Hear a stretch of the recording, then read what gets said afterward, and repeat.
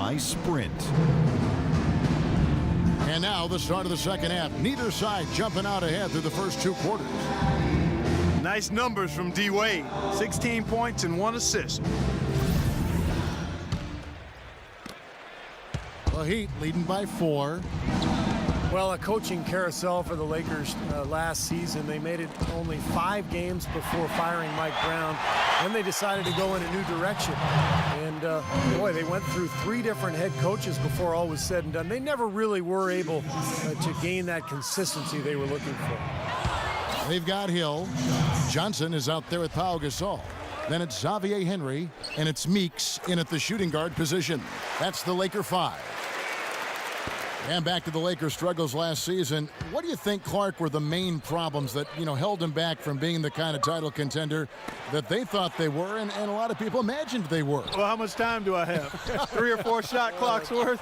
I mean, I think there were a number of issues, as you might expect. Injuries played a significant role, but I think there was discord over how they should play, really no true identity.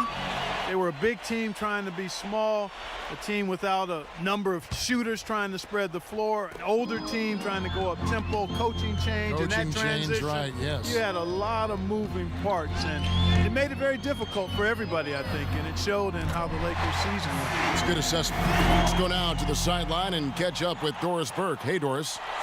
Kevin, thank you. There was a lot of thought about how the Heat could improve after they lost to the Mavs in the 2011 NBA Finals. Many called for a veteran point guard, but the team felt comfortable with who they had. Coach Eric Spoelstra said, "We felt we had one of the younger point guard tandems in the league that we can build on and offer us championship minutes right now." They grew into that role and were a big part of their back-to-back titles. Spoelstra says they earned it with their hard work, and he couldn't be happier, guys. And thanks for that story, Doris. Here's Bosch, and he banks in the layup.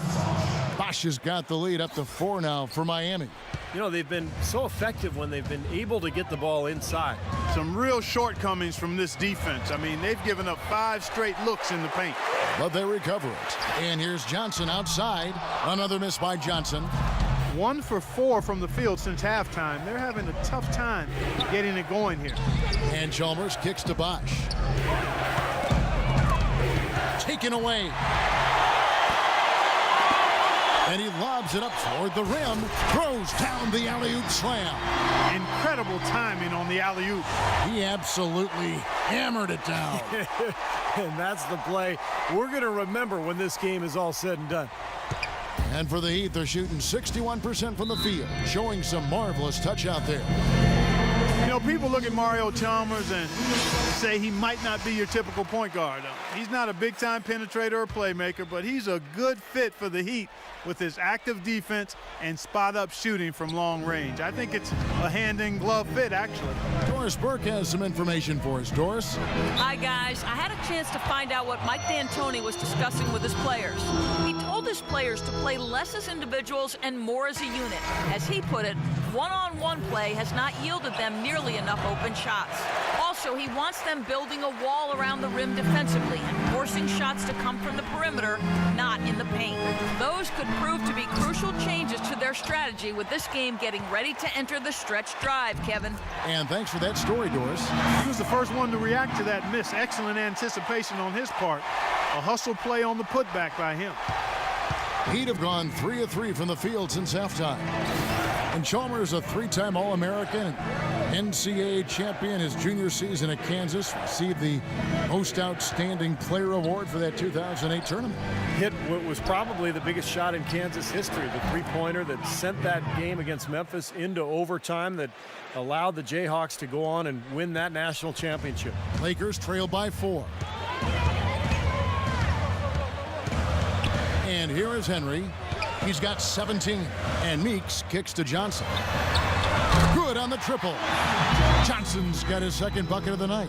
Boy, such outstanding patience and decision-making for them offensively.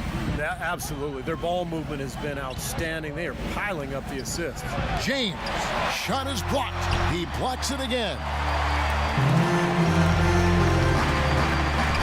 Here's Meeks. There's the block. In transition. Here comes Miami. Chalmers with the ball. Out of bounds. The Lakers will take possession. And what an illustrious list we're looking at here, folks. The list of interior denial. The top rankings for career blocks. Rim protection. Always key, guys, you know that, for the league's stingiest defenses. Well, and I always think, Kevin, what would the numbers have looked like for Bill Russell had that stat been kept track of? Because prior to 1973, we didn't keep track of blocks. So you look more at some of the more recent stars, Olajuwon, Mutombo, some of the great shot blockers. Man, those guys were lockdown defenders. You know, when something works for you, you stay with it. The Heat saw after the 2012 finals that small ball was very effective for them. You can see why they chose to do that, given how hard it is to find a power forward that can match up with LeBron. Makes good sense. And the Lakers with possession here. We've got 1:48 left in the third quarter of the game. The kick out to Young. Passes it to Henry. And a miss there on the triple. And mismatches really are what make an NBA offense go at times. Not only can Miami overpower you, Steve, you know, with their sheer talent at times, but if you're trying to guard a perimeter player with a big, you're going to be in trouble. Well, some people still see small ball as a gimmick, but, you know, for Miami, it's different because you've got LeBron James playing the power forward. So it's not really small ball. He can rebound, he can defend, he can do everything. And so the Heat become a nightmare to guard at the other end, and you can rarely take advantage of them offensively. Well, I tell you what, I need to see some more assertiveness out of these defenders. They're not getting the job done. Yeah, that's 10 of the last 12 points they've allowed on good looks right at the rim. 56 seconds left in the third quarter. Here's Young. And misses it off the right side of the rim. The Heat have gone 6 of 9 from the floor here in the second half. They've got to be happy with that. Young with the steal. I'd like to see them go 2 for 1 here. I would too. They need to make this a quick possession and a fruitful one too. Cans it from downtown. Young's got 5 now. Boy, they've come out of halftime just smoking hot from behind the arc. Hey, trust me on this one, partner. They are going to continue to let them fly. Cole, the pass to Anderson, and the layup's good off the glass.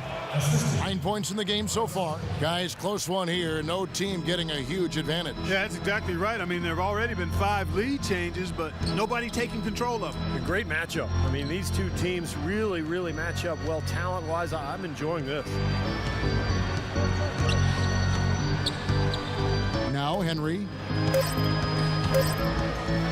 16 feet away. He got it up that time, but it wouldn't fall for him. And the game still closely contested as we end the third quarter. Heat lead by 1.